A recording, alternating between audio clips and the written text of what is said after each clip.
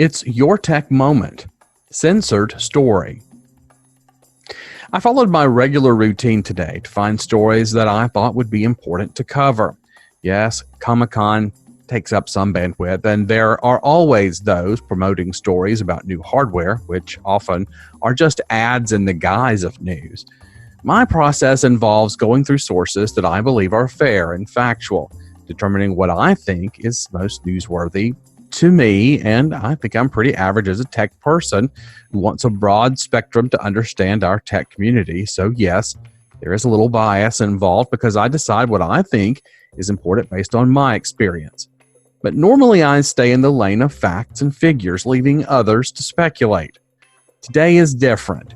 I read through the regular feeds from the supply of tech sector news, plucked some out, prioritized, and then did my last step. Is there a commonality amongst these that creates a topic? And today, there didn't seem to be a running theme, so I had resigned to simply do a here's what's going on and highlight. Then I realized something. The biggest stories of yesterday were missing in these feeds. One in particular that I found astounding, non-existent. And because of what it was, I began to wonder if it has been suppressed. Bear with me. Yesterday, there was a hearing on Capitol Hill. The Judiciary Committees are notorious for providing fireworks, and I had been listening in while doing other work. No mention of it anywhere in the feeds.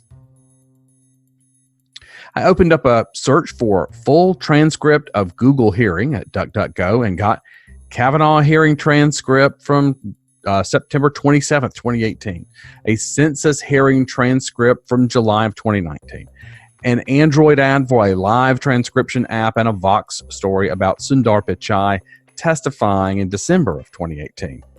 Curious. So I wondered what the results would be if I used Google's own engine, and the results were even more bizarre. Now, keep in mind, the hearing covered topics about how Google used censorship technology in partnership with China to produce Project Dragonfly. Ironic. This tech allowed the communist government to restrict access from websites they didn't like, block images of Winnie the Pooh because Xi didn't like the meme that said he looked like the character, references to the Muslim minority rounded up and farmed for organs, demonstrations against the One China policy in Hong Kong, etc. It's a little important because while Project Dragonfly was ended, we're told, the concepts are not, and one must simply ask if that technology has been used here in the States against political enemies. Google has a responsibility as an American company to check themselves if the almighty Yuan overrides the responsibility to be ambassadors of free speech and the American way. If Google has used American technology to further communist China, is that treason? If Google has used their technology to tilt elections, does that mean they're working on behalf of a foreign power? When asked if Google would permit third parties to audit how they weight search results or deplatform content on YouTube, they would not commit to do so. What happened to fair and transparent? To find the hearing, you'd really have to know that it was in the Senate and that it's titled Google and Censorship Through Search Engines, because there are other keyword hijacking attempts to draw searchers to other hearings and other testimony. Why? Maybe it's the nature of what is revealed in the hearing itself. I'm providing a link.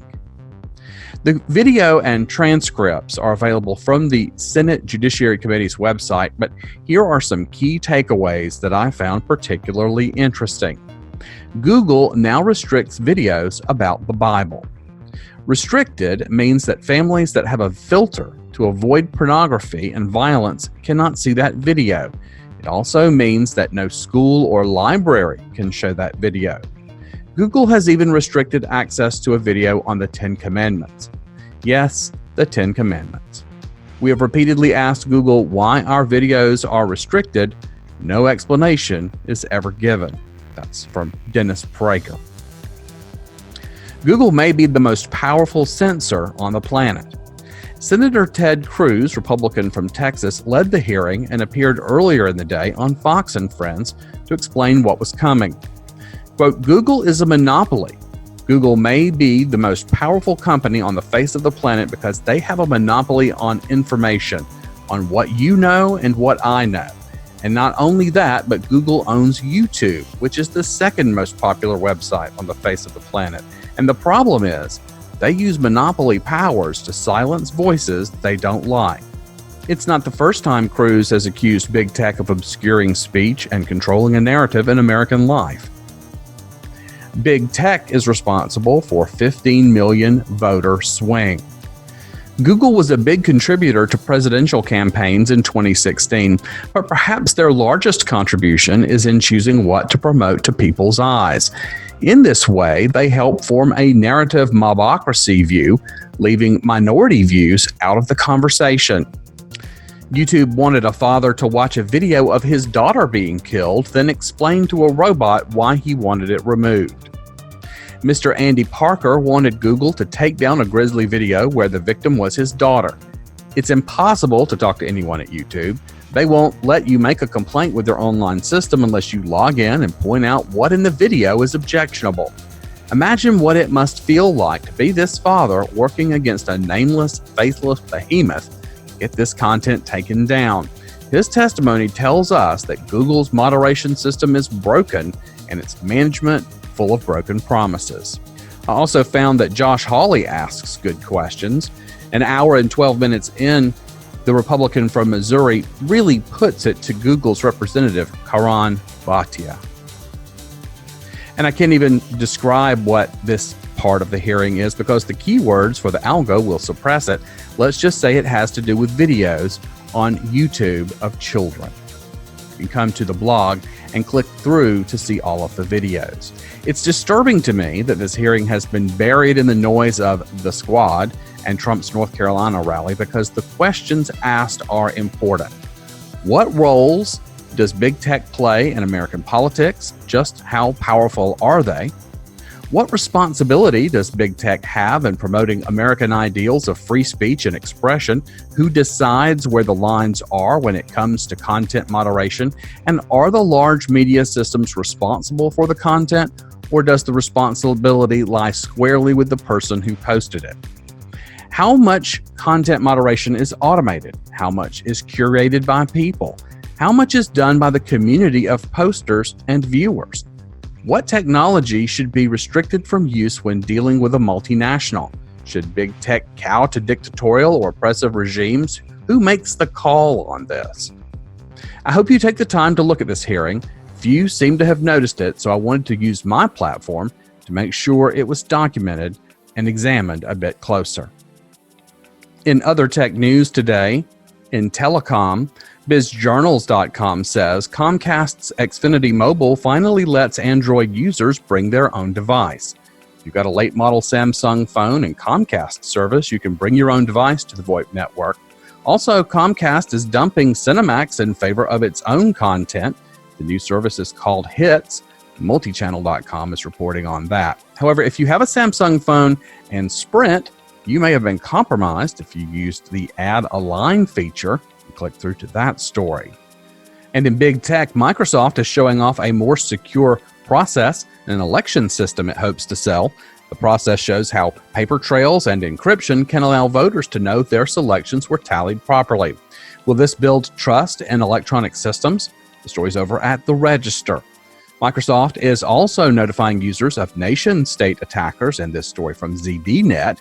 And President Trump is weighing whether to get involved in Amazon and Microsoft bids for cloud computing defense contracts. Who is most secure? With Amazon and Google employees demonstrating against their own companies to stop offering services, such as facial recognition, to defense and security vendors, Microsoft's chances are looking good. In big entertainment, you've probably heard about HBO Max coming from AT&T, but did you know about the new set-top box? Netflix does because they've already integrated. Read more from Fierce Video. Netflix has shrugged off poor Q2 earnings, claiming that rising prices caused the problem, but could it be they can't get content as more streaming services rise up to claw them down? In hacking news, check out this Anatomy of a Spear Phishing Attack article. It's pretty good. It has examples to help educate others. 20-year-old arrested for hacking Bulgaria's tax system and offering to sell the information about every adult in the country online. Another man in the Netherlands was arrested for selling Microsoft Office weaponized malware on the dark web. Bluekeep is still a major concern. Will it drive more users to the cloud? Will it mean the early demise of older platforms? In personal security, you can expect that the push to get driver's licenses for non-citizen guests is going to backfire. The federal government is now sweeping those databases with facial recognition. Meanwhile, #FaceApp trended, prompting people to check out how they look when older with facial hair or transgender. Concern only was raised after someone realized the app was made in Russia and those selfies people were snapping were harvested to the cloud.